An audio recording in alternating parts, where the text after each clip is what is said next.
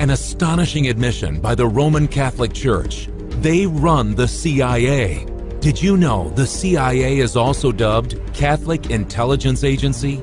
Catholics in Action. Is the CIA truly American? For decades, Jesuit affiliates of the Roman Catholic Church have directed the CIA.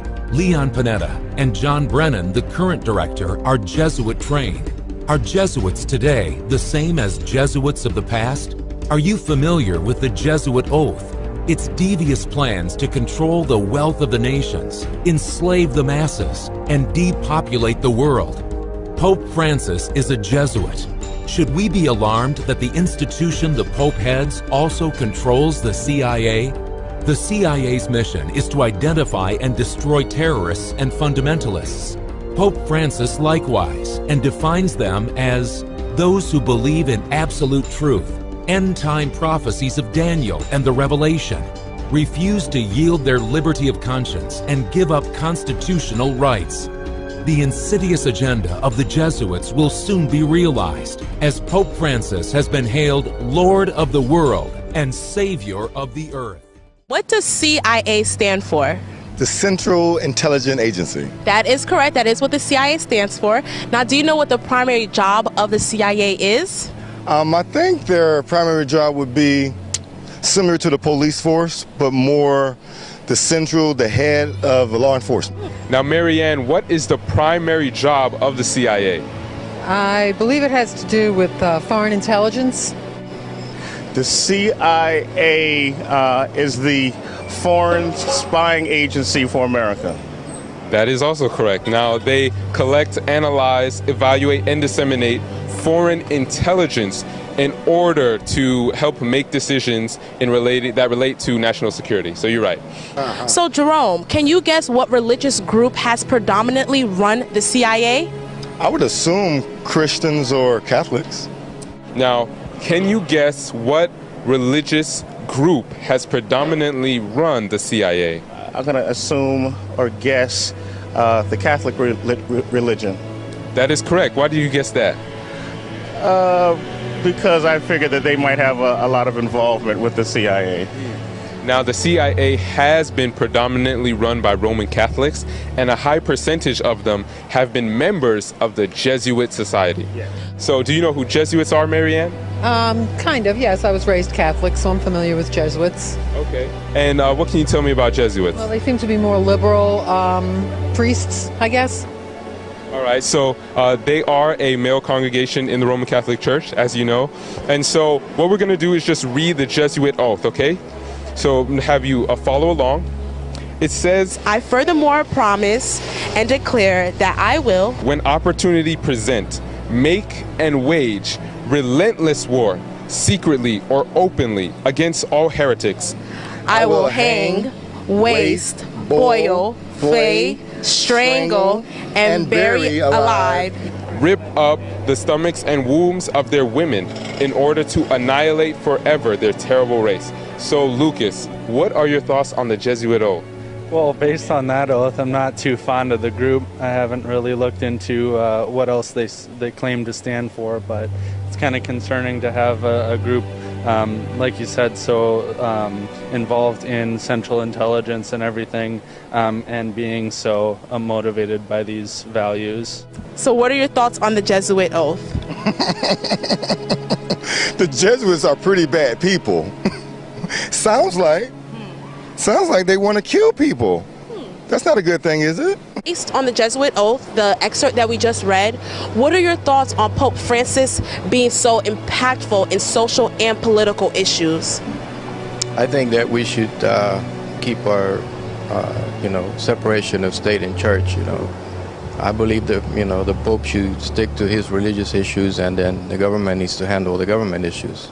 So now, based on the Jesuit oath, because Pope Francis is a Jesuit, right? How do you feel about Pope Francis being so impactful in political and social issues? I feel that's a sign of prophecy. So I'm not surprised. It's, the Catholic religion is a religion of a universal religion trying to get everyone in the world to follow their same creed. So that doesn't surprise me.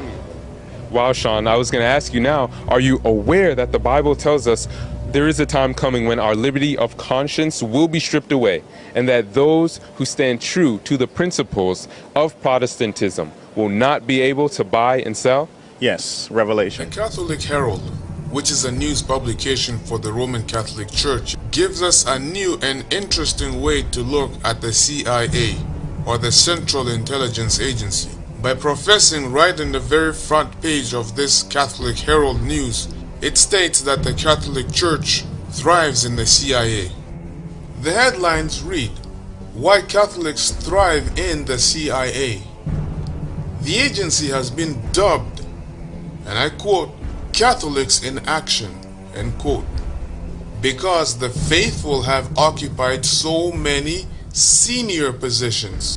This, ladies and gentlemen, is a plain easy giveaway, and it should not take a rocket scientist or anyone with great qualifications to understand that the Roman Jesuits, or should I say the Vatican, is the one that runs the Central Intelligence Agency.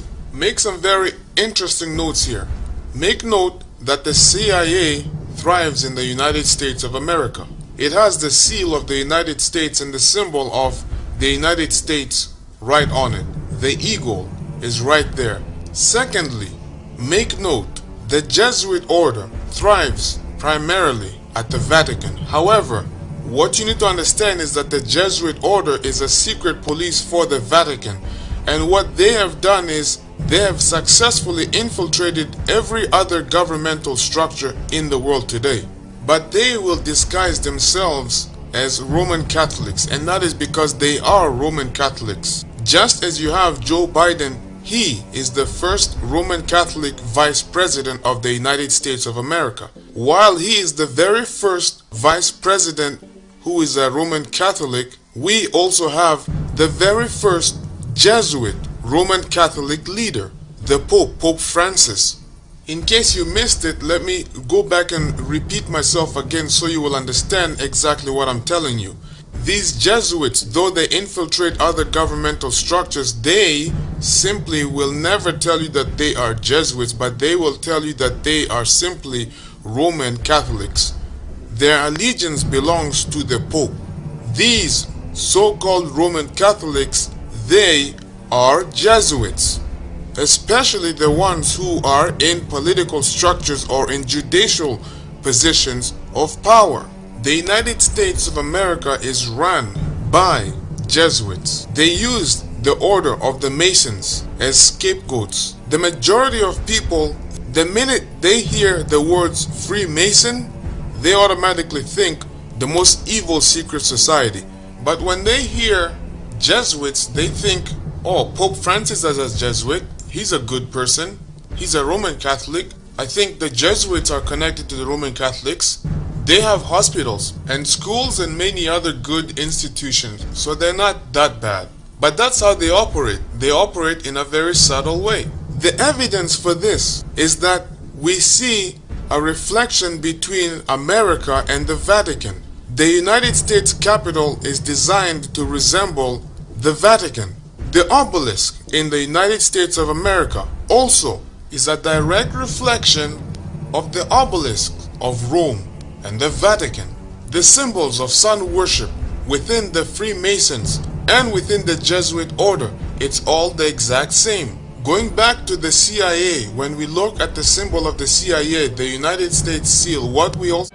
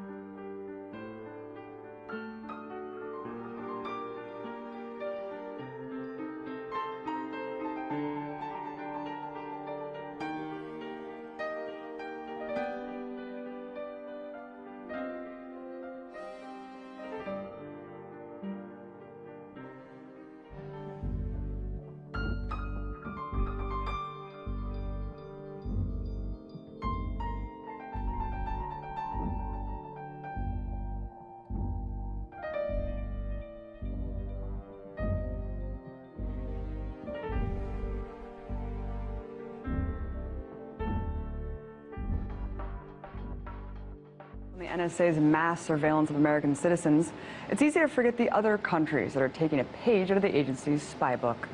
Just this past weekend, it was revealed that in 2008, Australia's surveillance agency shared information about the country's citizens with its most trusted intelligence partners. Perhaps the most concerning part of this recently leaked Snowden document was the discussion between these allies over whether or not to share the medical, legal, and religious information of Australian citizens. But this story is just a microcosm of the larger international spying cabal working together to peer into every nook and cranny of the world. So who exactly are these peeping partners? Well, they call themselves the Five Eyes, a partnership made up of intelligence agencies in 5 English-speaking countries: the US, the UK, Australia, Canada, and New Zealand. And just like the Eye of Sauron, eyes see all, which is an especially appropriate analogy since The Lord of the Rings was filmed in New Zealand. But I digress.